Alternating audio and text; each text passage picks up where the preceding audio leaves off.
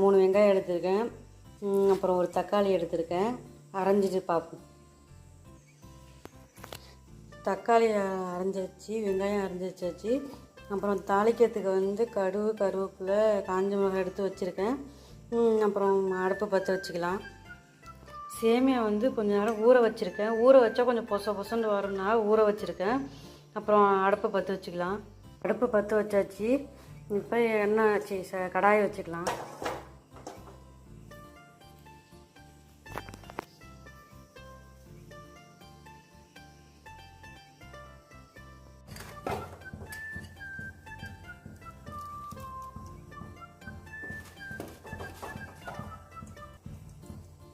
Finally எல்லாம் போட்டாச்சு. அப்புறமா லாஸ்ட்டில் காட்டுறேன். இப்போ வந்து போட்டுட்டு கொதிச்சிட்டு வருது. நான் லாஸ்ட்டில் காட்டுறேன். ஓகேவா?